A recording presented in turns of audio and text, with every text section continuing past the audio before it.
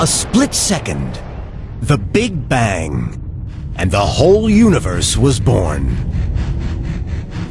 In the blink of an eye, literally, so much can happen that it would blow your mind. How did we get here? And what is the universe made of? The secret of creation, the secret of everything is locked in that first second. Technology stands on the brink of revealing what happened in the most important second of all time.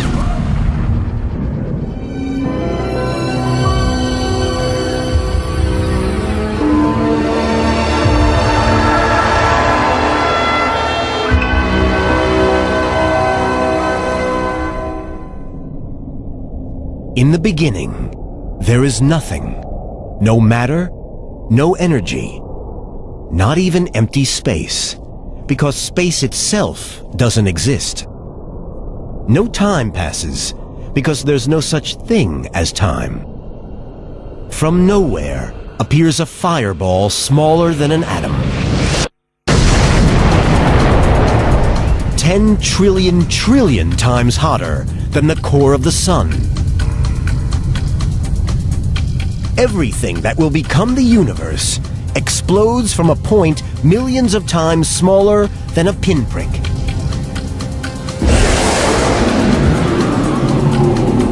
Time begins. In 1 second, the blueprint for the entire cosmos is written. How it happened is the biggest mystery of all.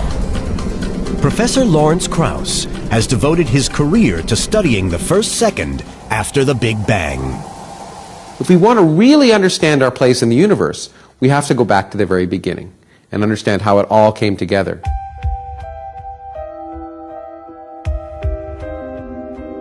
Looking back to the instant of creation is a new idea. The theory of the Big Bang is widely accepted, but the concept is less than a century old. But one of the things we have to put in perspective is how recent our understanding of the universe is. 80 years ago, the conventional wisdom in science was that the universe was static and eternal, had been around forever. But this changes in 1929. At California's Mount Wilson Observatory, Edwin Hubble studies the light from galaxies. He observes that the farther the galaxy, the longer the wavelength of light it emits. Light waves stretch the more they travel, and stretching changes their wavelength. The same principle applies to sound waves. As a train approaches, the whistle's pitch rises. When it passes, the pitch lowers. As the train recedes, each sound wave has to travel farther than the last to reach your ear. The sound waves stretch, lowering the pitch. Something similar happens with light waves. If a galaxy is moving away from us, its light waves stretch, becoming longer and redder. It's called red shifting. When we look at visible light, there's red at one end of the spectrum and blue at the other. Red radiation is the long wavelength radiation of visible light, whereas blue radiation is the short wavelengths. And as we look at the universe, we see the radiation from distant stars literally stretching so that the light gets redder. And the farther away we look, the redder the light is. Galaxies around us have shifted to this red light. We look out in all directions at distant galaxies. They're all moving away from us. Nearly all galaxies are receding at 1,000,000 miles an hour. If galaxies are speeding away from each other, at some point, they must have all been together. The universe is expanding outward from a single point. It's the first evidence that the universe had a beginning. Hubble's findings lead to a radical concept: the Big Bang Theory.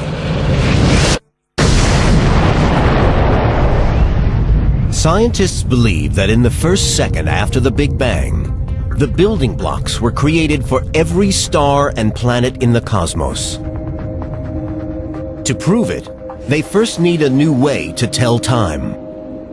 We are thinking of fractions of time smaller than we think about in any other area of human activity, and smaller fractions of time than a race car or a sprinter or anything else. And what we've learned is that more can happen in a fraction of a second, in a blink of an eye, than you can imagine. It would just blow your mind. Hours, minutes, and seconds are the basis of modern life. But events after the Big Bang happen in fragments of time far smaller than a second. To analyze what happens, scientists use a new measure of time called Planck time. 1 Planck time equals 10 to the minus 43 seconds. That's a decimal point, 42 zeros, and then a 1. It's an unimaginably small amount of time. Yet in this first tiny beat of Planck time, something happens that shapes the next 13.7 billion years. Out of the fireball, the 4 fundamental forces of nature form. Those forces underpin everything around us. Gravity is the reason stars and planets form. It rules the moon and tides and keeps us on the ground. Electromagnetism lights our cities, connects our phones, and runs our computers. And the 2 nuclear forces, strong and weak, bind the particles that make up our bodies and power the furnace of our sun. We're here because in the first second after the Big Bang, the 4 forces are created. Without them, the universe would be a featureless fog of radiation. If there were no forces, nothing would happen. There'd be no television. There'd be no sports. There'd be no love, no hate, no human tragedy, all the things that make life worth living. But in the first beat of Planck time, the 4 forces are still rolled into a single superforce. Gravity, nuclear, and electromagnetic forces have not yet divided. Physicist Michio Kaku studies how the forces split apart. I like to think of it as a crystal, a beautiful symmetrical crystal, all the forces unified in their elegant simplicity at the beginning of time. As our cosmic clock takes one more tick of Planck time, the tiny fireball universe expands. The 4 forces start to break apart. It's like rapidly cooling a super hot crystal. Cracks form. It began to shatter into 4 pieces. The first piece to break off was gravity. Then the nuclear forces began to split off. And finally we have this fragmented jewel of what used to be the superforce. Those 4 fragments are still at work. Gravity keeps Earth in orbit. Nuclear forces make sunshine. And electromagnetic radiation, the light that bathes our planet. We're just fractions of a second into our journey, and already the foundations of our world are forming. The fireball universe. Still smaller than an atom, and 1,000 trillion degrees. To discover how the universe expands, scientists use telescopes so powerful they can see the past. When astrophysicist David Spergel looks up, he sees history. As we look out in space, we look back in time. Light travels at a finite speed. So the light we see from the sun takes about 8 minutes to get here. We see the sun not as it is, but as it was 8 minutes ago. We look out the night sky, we see the nearby stars. They might be 10 or 20 light years away. We see them as they were 10 or 20 years ago. The deeper into space we peer, the closer to the Big Bang we see. light from distant stars takes billions of years to reach us. Stretching so much in transit, it turns into radio waves. It takes radio telescopes to see this ancient light. The Horn Antenna Radio Telescope in New Jersey makes a Big Bang discovery completely by accident. In the 1960s, at the Bell Telephone Laboratories, Arno Penzias and Robert Wilson are measuring radio waves from clouds of gas in the Milky Way. But the horn antenna they're using picks up constant interference. It sounds like this, and it's coming from every direction. Everywhere they looked, they saw the same background signal. Didn't make sense to them. They first thought it was something wrong with their experiment. They cleaned their experiment. They removed the pigeon droppings in their experiment. That was a potential source of problems. They recalibrated their experiment. It was a very careful effort. The strange noise remains. Penzias and Wilson home in on the source. They were able to show that this radiation wasn't something on Earth. It wasn't something from our galaxy. It was something coming from deep space. It was everywhere. The radiation hitting their antenna is older and farther than anything ever detected. By chance, they meet scientists at Princeton University looking for the aftershocks of the Big Bang itself. They now realize they are hearing an echo from the dawn of time.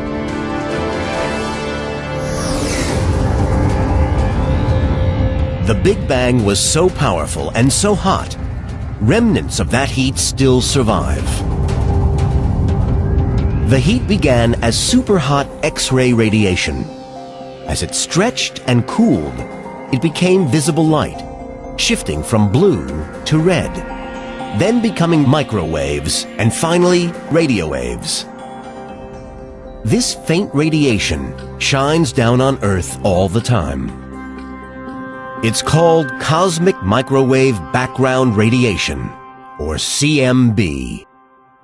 The cosmic microwave background is the echo of creation itself. It's the embers, the afterglow of the original shock wave that created the universe. If we had microwave eyes that could see microwave radiation, then every night we would see the Big Bang coming out. Looking at the heavens, we would actually see an explosion.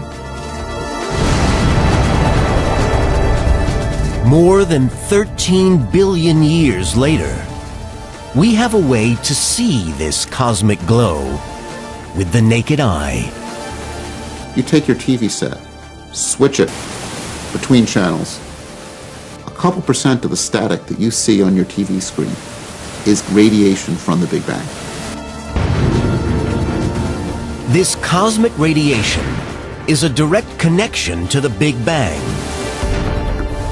It also reveals the universe entered a new phase, less than a trillionth of a second after its creation. Cosmic radiation is the key to discovering what happens next. A few beats of Planck time tick by on our cosmic clock, and the fireball universe is transformed. One instant, the universe is billions of times smaller than an atom. The next, it inflates to the size of a baseball, growing more in this moment than in all the 13.7 billion years to come. Scientists call this rapid expansion inflation. And the evidence survives in the cosmic radiation left over from the Big Bang. Like static on your television, this cosmic radiation seems so constant and so even, it presents scientists with a puzzle. When we measure the cosmic microwave background in that direction, its temperature is identical to its temperature in that direction. It's the same everywhere. The only explanation is the universe inflates countless times faster than the speed of light. Inflation expands the fireball universe evenly, like a balloon blowing up, with a phenomenal breath of energy. I try to imagine compressing a spring. I push it closer and closer and closer together so it's smaller and smaller and smaller, and I've stored a tremendous amount of energy in that spring, and when I let it go, it bursts out. And that stored energy drove an exponential expansion of space. But if the entire universe is uniform from the first second after the Big Bang onward, how did the galaxies form? Planets and stars begin as clusters of particles. Over time, these particles of matter clump together under the force of gravity to form a dense mass. Earth began as a ball of particles that clumped together through friction and gravity. The sun that sustains life on Earth started out as a cloud of gas and dust. How did these clusters form in the first place? The early universe should be lumpy, not even. To link the formation of stars and planets all the way back to the first second after the Big Bang, NASA scientists like David Spergel developed the Wilkinson Microwave Anisotropy Probe, or WMAP, a satellite mission to measure the temperature of cosmic radiation in more detail than ever before. While this radiation is everywhere, it's very faint. And to observe it in great detail across the whole sky, you want to get away from the Earth and any interfering sources of radiation. 7, igniters armed, green board, 5, 4... NASA launches the probe in 2001. Main engine start and liftoff of the Delta II rocket with the MAP spacecraft, exploring the past and future of our universe. It could produce the best ever snapshot of the universe in its first second. The launch was incredibly exciting, tense, an exciting moment to see it go up and then realize it was working. WMAP sits 1 million miles from Earth. It's so sensitive, it can measure the temperature of cosmic radiation within 1/millionth of a degree. For 5 years, WMAP analyzes the sky in minute detail. It sits there with the Earth and Sun always behind it, staring out into space. The satellite's spinning very rapidly. It covers about a third of the sky every hour, spinning and making maps of the leftover radiation. WMAP tracks the Earth as it orbits the Sun and scans the temperature of the whole sky. It generates detailed temperature maps like this one, and it reveals something remarkable. The blue and red patches on this map of the entire sky are tiny ripples in temperature. The little blue regions represent regions that are a few tens of thousands of degrees colder. Red regions are a little bit hotter, so you're seeing tiny variations in temperature across the sky. WMAP looks back over 13 billion years. As the universe evolves, these tiny ripples develop into clusters of particles that get bigger and bigger under the force of gravity, becoming just dense enough to trigger stars and galaxies to form. I mean, it really was what I think we all dream of when we go into science. Looking at things that no one's looked at before, learning really exciting things about fundamental questions. Questions like, what's the universe made of? What happened in its first moments? This is a map of how the universe looked in the first second after the Big Bang. The template for today's vast cosmos. When the picture of the cosmic microwave background radiation first came out, the press said, the face of God. Well, let's be real. It's not the face of God. What it really is a baby picture of the infant universe. So the discovery of the cosmic microwave background radiation ranks as one of the greatest discoveries in all of science.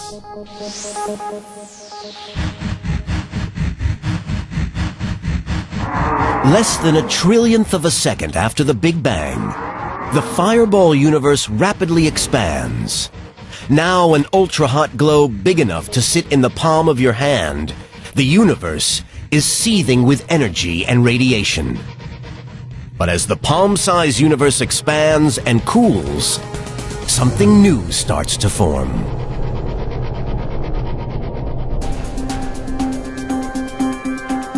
Only a fraction of a second after the Big Bang, and the destiny of the universe is already mapped out. The sun burns because of forces forged more than 13 billion years ago. The stars and planets form from the way the universe rapidly expands. Science can trace everything we see today back to the first second of creation.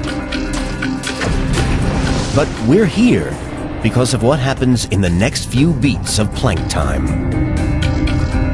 The universe is flooded with the building blocks of matter. So far on our cosmic clock, the early universe is nothing but energy. How did pure energy turn into matter? Everything around you is made of matter. What you're sitting on, the air you breathe, the whole planet is made of matter, and matter is made of atoms. And in the first second after the Big Bang, the ingredients for atoms are created. How matter appeared mystified scientists, until 1905, when Albert Einstein comes up with our most famous equation. E equals mc squared. Einstein's equation tells us that energy, E, and mass, m, are different forms of the same thing. Matter and energy are interchangeable.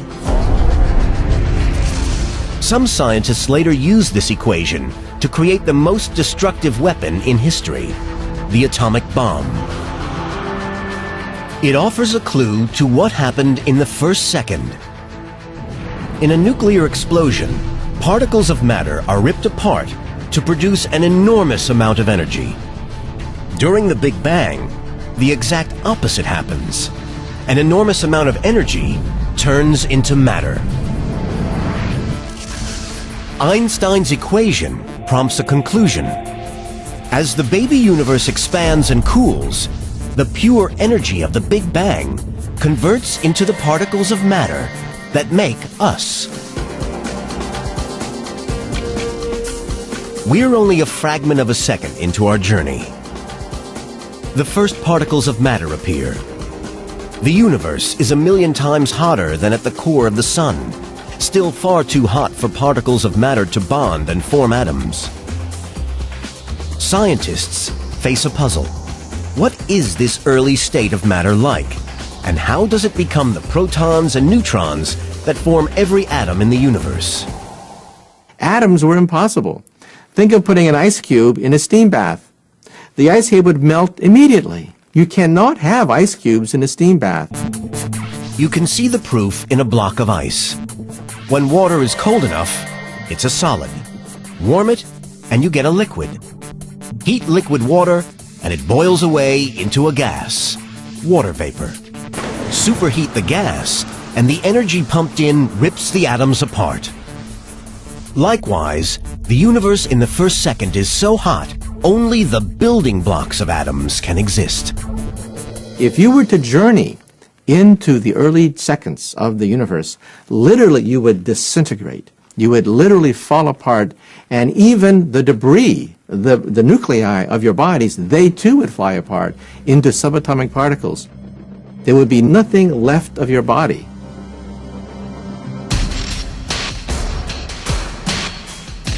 There's only one way to see these super hot building blocks of matter in the first second after the Big Bang. Scientists must recreate conditions of the Big Bang itself.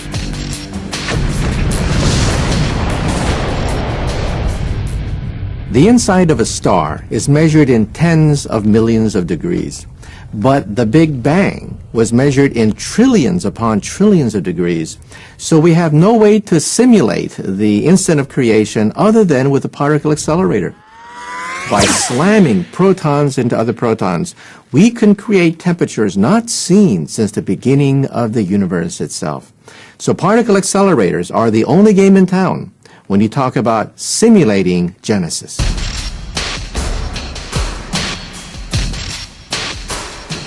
This is Brookhaven National Laboratory in Long Island, home to the Relativistic Heavy Ion Collider, or RHIC, a 2.5-mile ring designed to smash the nuclei of gold atoms at nearly the speed of light.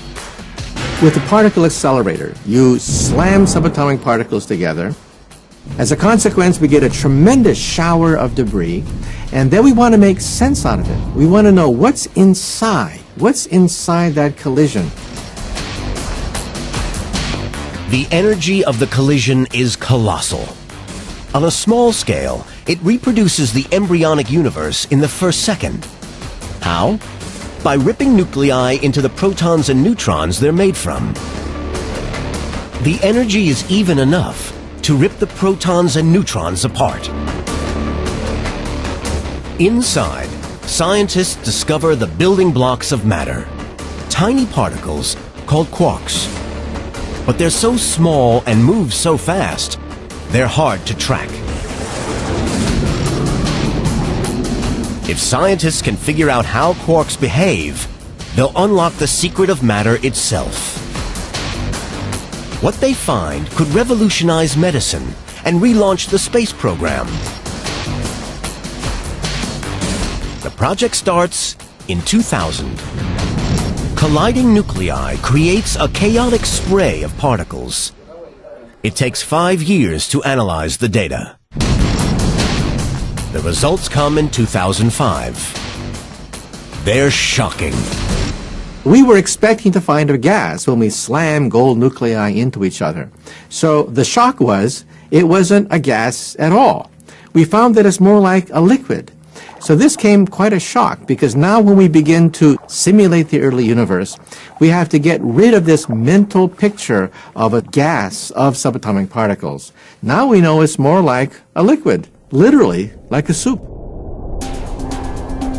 When matter first appears in the universe, the quarks are so dense and so energized that the entire universe is like a liquid. The universe went from a glowing ball of energy to quark soup in less than a blink of an eye. The liquid universe is hot, dense, and violent. Flooded with tiny particles in constant vigorous interaction. As our cosmic clock reaches a millionth of a second, the universe continues to expand and cool. It grows from the size of a baseball to the size of our solar system. Matter has materialized from pure energy. Without matter, none of us would be here. And in that first second, that very nearly happens. Something comes close to destroying all matter in the universe. Armageddon is brewing. A split second after the Big Bang, and the universe is flooded with the building blocks of atoms. These tiny particles of matter must survive in a battleground.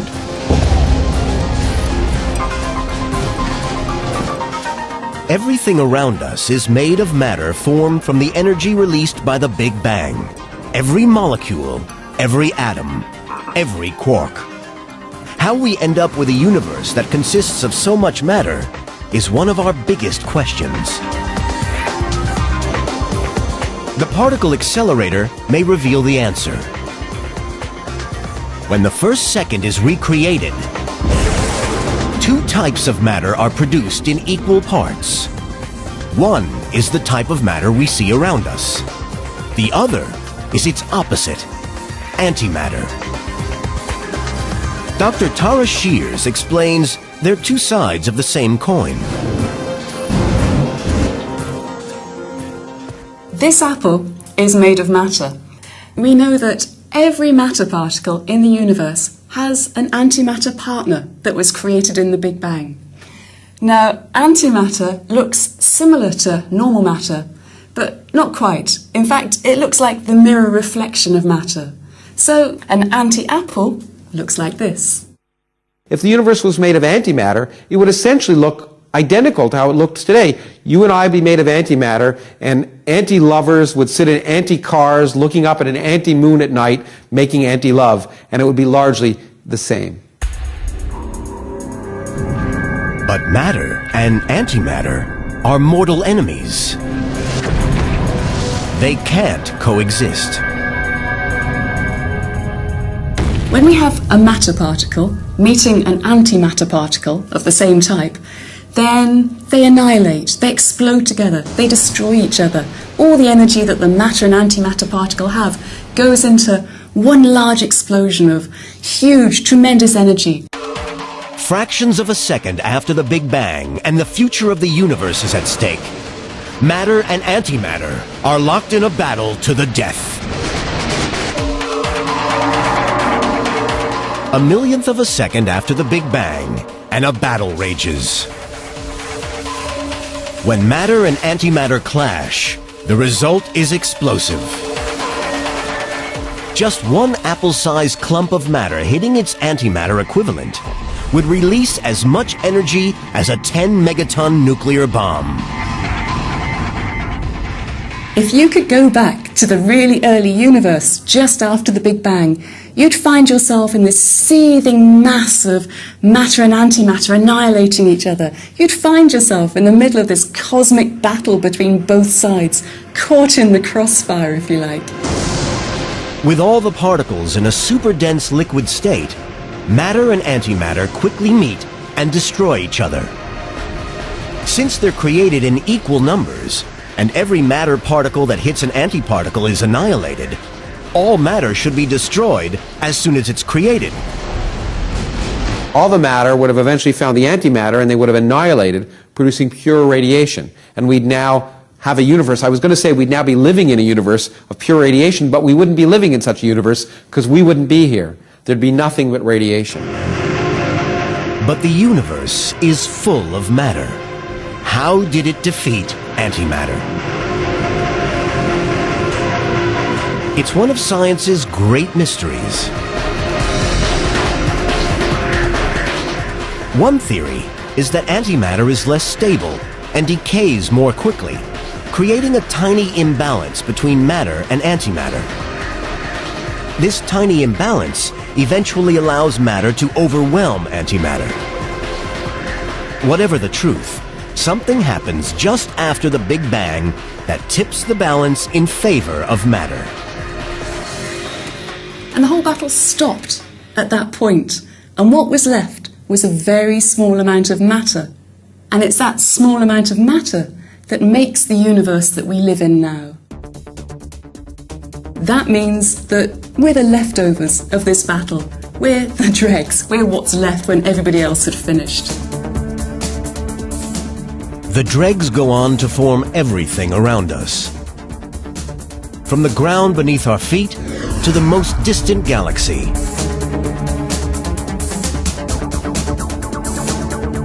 As the cosmic clock nears the end of the first second, nature's four forces have split off from the single superforce. The winner of the matter and antimatter war has been decided, and the subtle ripples in temperature that stretch across the universe mean that over the next billion years, gravity gathers clumps of matter to form galaxies. But one mystery remains, and it's a big one. We know how the building blocks of matter form, but we don't know what gives everything in the universe substance. We know so much about the first second, but a piece of the puzzle is missing. What gives everything in the universe mass? Mass makes it tough to get something moving, and makes it hard to stop. When we're pulled down to Earth, gravity is acting on our mass. On the Moon, gravity is weaker, so astronauts move slower, but their mass is the same as back on Earth. Even if an object weighs nothing, it still has mass. Something must have been created in the first second to give particles mass, but scientists haven't found it. We have this hole. We have this missing piece. The centerpiece of this whole picture is what happened during that first second of creation. If you know that, then you can, quote, read the mind of God, as Albert Einstein used to say. Mass is the very backbone of life.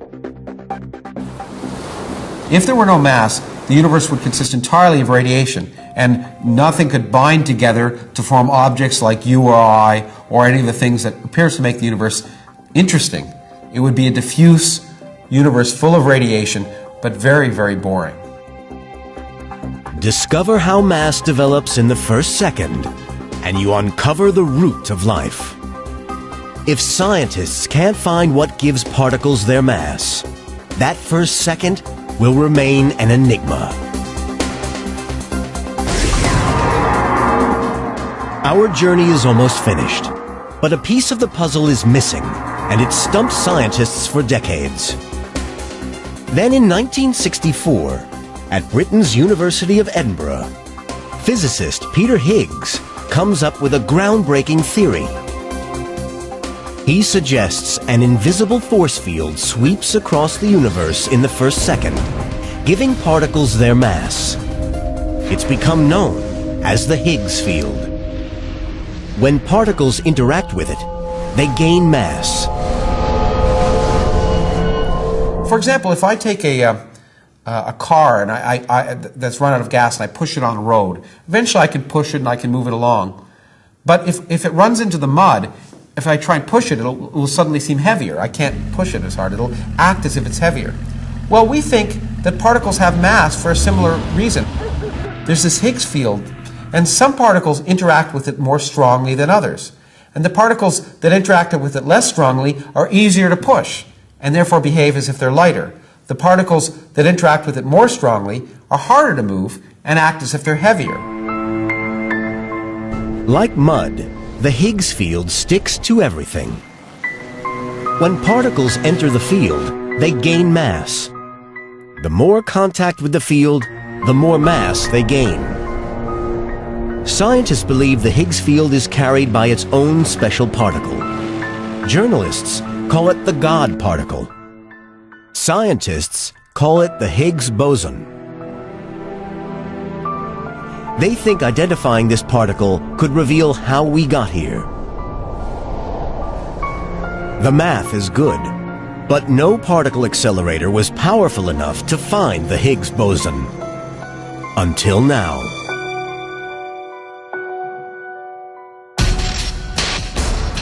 Deep beneath the countryside in Geneva, Switzerland, is mankind's most expensive experiment, the Large Hadron Collider, or LHC.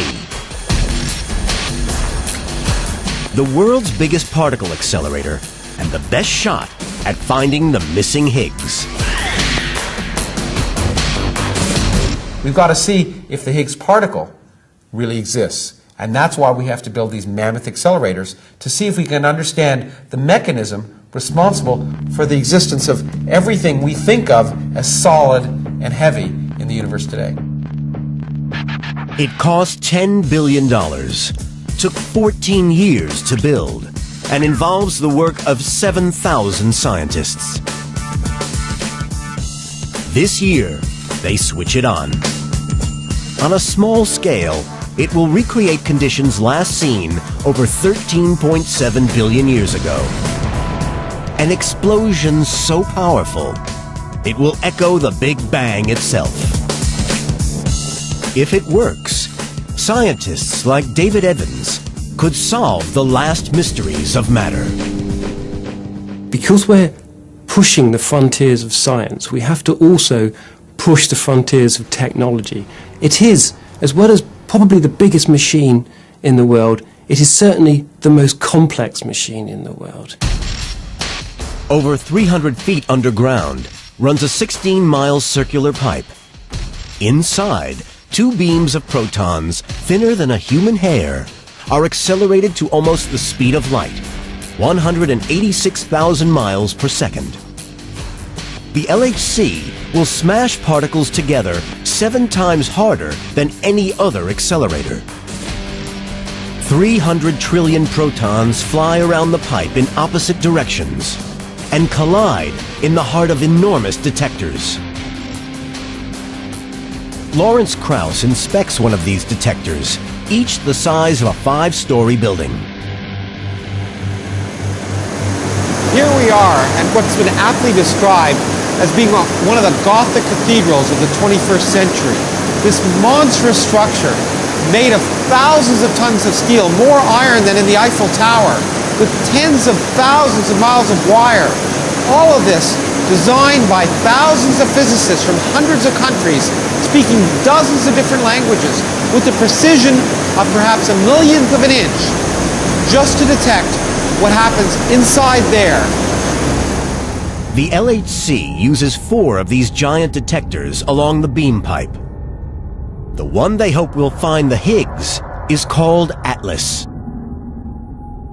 ATLAS is half the length of a football field and weighs as much as a nuclear sub. It can detect 1 billion collisions per second. When the protons collide, the impact is so titanic, in a split second, it will recreate matter as it was just after the Big Bang. A shower of fundamental particles, like quarks. Somewhere in the debris, they hope to find the elusive Higgs.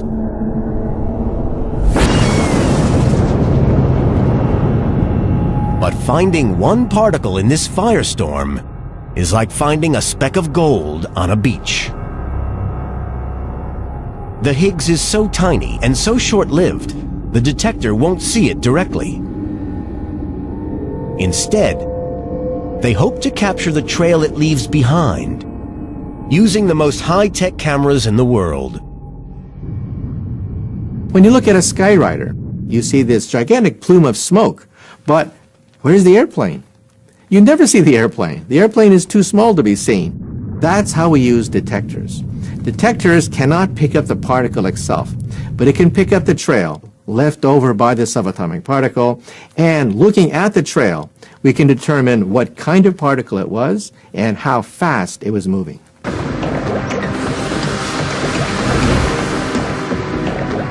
The LHC will generate more data than any other instrument on the planet.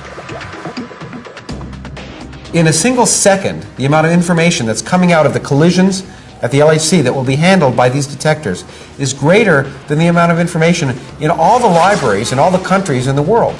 We will produce something like 15 million gigabytes of data every year. If we wrote that data onto CDs, every year we would produce a stack of CDs about 10 miles, 12 miles high. That data may hold the secret of mass, the missing piece in the universe's first second, and the doorway to the science of the future. To process all this information, the LHC uses the world's largest network of supercomputers.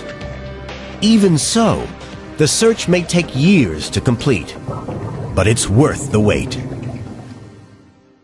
The ultimate thrill working in this field is to know that you come up with a piece of eternal truth. If you discover something elemental about our universe, it's there forever. And it's there not just forever in time, but forever in space. This experiment could finally unravel the simple truth at the basis of our existence. It's a prospect that's exciting scientists everywhere. We don't know yet what the LHC will do. We have great hopes for it. I mean, it's going to higher energies, smaller scales. It's going where we haven't gone before. What we will learn in the LHC will change the way we think about the first second of the Big Bang. All of our indirect evidence tells us we're likely to discover the answer to this question. We're not guaranteed to, but it's the first time we feel we really are about to get a handle and maybe make this fundamental discovery.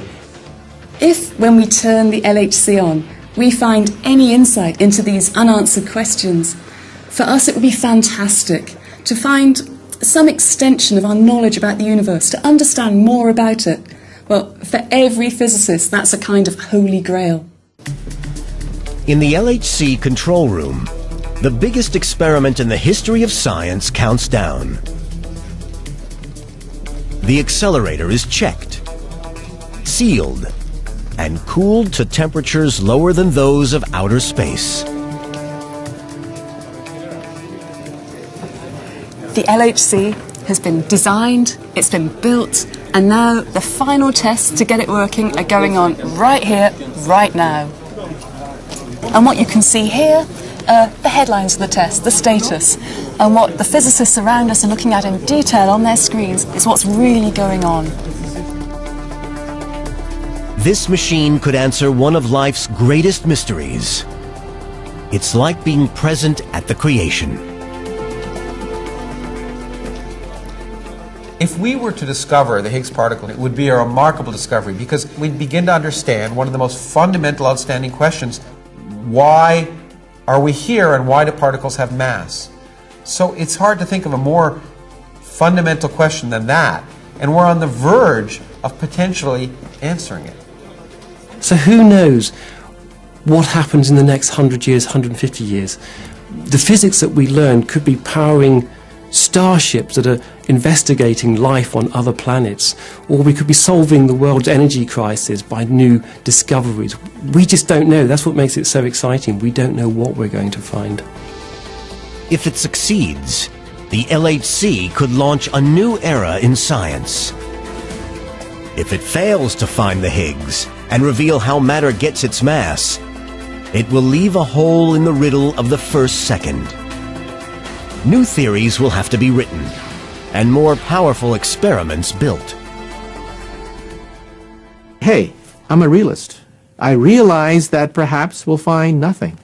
That could create a crisis in physics.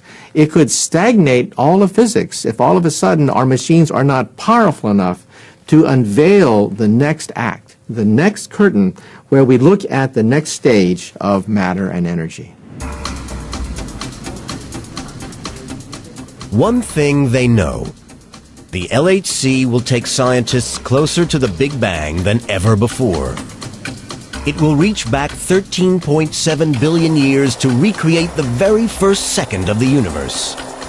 The greatest second. Our cosmic clock takes its final beat of Planck time. The universe is 1 full second old. It's about 1,000 times the size of our solar system, and flooded with particles of matter, the raw material of everything around us. The universe is cool enough for the sea of quarks to bunch in threes, forming protons and neutrons. In the saga of the universe, this first chapter set the course of history. The first second of the universe was an incredibly exciting and important time.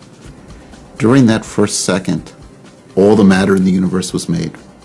All of the neutrons and protons were made. All the key components to make the universe today, we think, were already in place. And then everything just evolved forward. In the next few minutes, the universe cools enough for protons and neutrons to form the first atomic nucleus. 300,000 years later appears the first atom. In hundreds of millions of years, matter clumps to form the first stars. And in 1 billion years, galaxies like the Milky Way. More than 9 billion years after the Big Bang, Earth is born. One Big Bang, one single second. The genesis of everything. By the time you've got to the end of 1 second, the rest of cosmic history is prescribed, including, ultimately, the future of the universe.